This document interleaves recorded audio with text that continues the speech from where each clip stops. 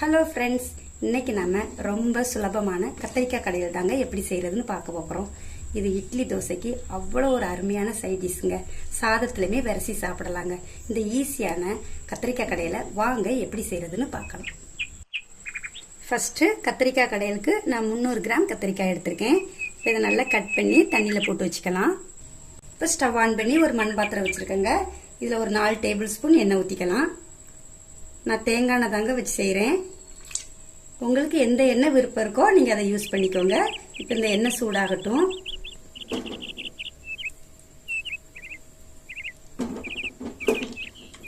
எண்ணெய் நல்லாவே சூடாயிடுச்சுங்க. இப்போ இது கூட 1 கப் சின்ன வெங்காயம் சேர்த்துக்கலாம். எண்ணிக்கைக்கு ஒரு 30 வெங்காயம் இருக்குங்க. கூடவே ஒரு 10 பல் பூண்டு, ஒரு 5 மிளகாவை கட் பண்ணி வச்சிருக்கேன். இது எல்லாத்தையும் சேர்த்து இப்போ நல்லா வதக்கிக்கலாம். இந்த மாதிரி கடையெல்லாம் மண் பாத்திரத்தில் செய்யும்போது ரொம்ப டேஸ்டாக இருக்குங்க, உடம்புக்குமே நல்லது. நீங்களும் இந்த மாதிரி ஒரு மண் பாத்திரம் வச்சுக்கிட்டீங்கன்னா இப்படி கடையில் செய்யும்போது நீங்களும் செஞ்சுக்கிறதுக்கு ரொம்பவே நல்லா இருக்கும். இந்த அளவுக்கு வதங்கினா போதுங்க. ஏன்னா நம்ம இதை வேக வச்சு கடையை தான் போகிறோம். இப்போ இது கூடவே 5 பழமான தக்காளியை கையால் மசிச்சு வச்சுருக்கேன், அதையும் சேர்த்துக்குவோம். இப்போ இதையும் நல்லா வதக்கிக்குவோம். வெங்காயம் தக்காளி எல்லாமே நல்லா வதங்கிட்டுங்க. இப்போ இது கூட தண்ணியில் கட் பண்ணி போட்டு வச்சிருக்கிற கத்திரிக்காவை சேர்த்துக்குவோம்.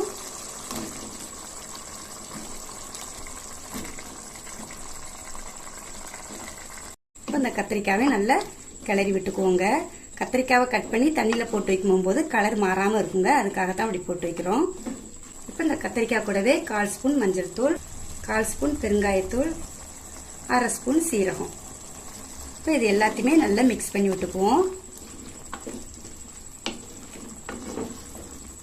இப்போ இந்த காய்க்கு தேவையான உப்பு சேர்த்துக்கலாங்க. நான் கல் உப்பு போடுறேன், நீங்கள் பொடி உப்பு இருந்தாலும் சேர்த்துக்கோங்க. இப்போ இந்த வெங்காயம் தக்காளி கூடயே இந்த கத்திரிக்காயுமே ஒரு 2 நிமிஷம் நல்லா வதங்கட்டுங்க. அது வரை நல்லா மிக்ஸ் பண்ணி விட்டுக்குவோம். இந்த அளவுக்கு வதக்கினா போதுங்க. இப்போ இந்த கத்திரிக்காய்க்கு தேவையான அளவுக்கு தண்ணி சேர்த்துக்குவோம். அதிகமாக சேர்த்துக்க வேண்டாம். நீங்கள் எந்த அளவுக்கு காய் எடுக்கீங்களோ அதுக்கு தகுந்தவரை தண்ணி ஊற்றிக்கோங்க. இப்போ இந்த தண்ணியிலே கத்திரிக்காய் நல்லா வெந்து வரட்டும். அவ்வளோதாங்க, கத்திரிக்காய் எல்லாமே நல்லா வெந்து வந்திருக்குது. இந்த அளவுக்கு குழைய வேகணுங்க, அப்படின்னா தான் டேஸ்ட் நல்லாவே இருக்கும். எடையா கிளறி மட்டும் விட்டுக்கோங்க. இந்த டைமில் உப்பு காரம் புளிப்பு எல்லாம் கரெக்டாக இருக்கான்னு பார்த்துக்கோங்க. கம்மியாக இருந்தால் இந்த டைம் நீங்கள் சேர்த்துக்கலாம். இப்போ ஸ்டவ் ஆஃப் பண்ணிடலாம். இப்போ இது எல்லாத்தையும் ஒரு மத்தை வச்சு நல்லா கடைஞ்சி எடுத்துக்கலாங்க. உங்களுக்கு தண்ணி அதிகமாக தெரிஞ்சதுன்னா கொஞ்சம் வடிச்சிட்டு கடைஞ்சிக்கோங்க. அதுக்கப்புறம் இந்த கடையிலோட அந்த தண்ணியை மிக்ஸ் பண்ணிக்கோங்க. இந்த கத்திரிக்காய் கடையில் செய்கிறது ரொம்ப ஈஸிங்க. சமையலே தெரியாதவங்க கூட இதை சூப்பராக செஞ்சிடலாம். அந்த டேஸ்ட் அவ்வளோ அருமையாக இருக்குங்க. தண்ணி அளவு எதுவும் கொஞ்சம் முன்ன பின்ன வந்தால் கூட பிரச்சனையே இல்லைங்க. டேஸ்ட் அவ்வளோ அருமையாக இருக்குங்க. எங்கள் ஊரில் வயல் வேலைக்கெல்லாம் போகிறப்ப இதை தாங்க அடிக்கடி செஞ்சு எடுத்துகிட்டு போவாங்க. இது செய்கிறதுமே ரொம்ப ஈஸி. பொருளுமே இதுக்கு ரொம்ப தேவைப்படாது. வீட்டில் இருக்கிற பொருளை வச்சே அழகாக செஞ்சிடலாம். அவ்வளோதாங்க, இந்த அளவுக்கு நல்லா மசிச்சு கடைஞ்சா போதும். இப்போ இதுக்கு ஒரு தாளிப்பு கொடுத்துடலாம். தாளிக்கிறதுக்கு கொஞ்சமாக எண்ணெய் ஊற்றிக்குவோம்.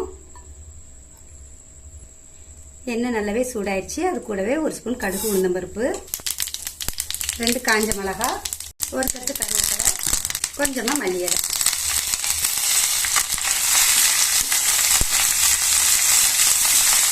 எல்லாமே நல்லா பொரிஞ்சுக்குங்க. இப்போ இதை கடையில் ஊற்றிக்குவோம்.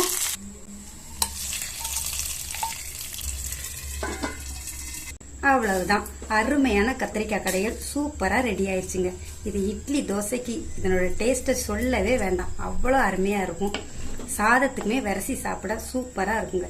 இந்த ருசியான கத்திரிக்காய் கடையில் நீங்களும் உங்கள் வீட்டில் செஞ்சு பார்த்துட்டு எப்படி இருக்குன்னு கமெண்ட்ல சொல்லுங்க. இந்த வீடியோ பிடிச்சிருந்தா ஃபர்ஸ்ட் ஒரு லைக் போடுங்க. மறக்காம நம்ம சேனலுக்கு சப்ஸ்கிரைப் பண்ணுங்க. நன்றி.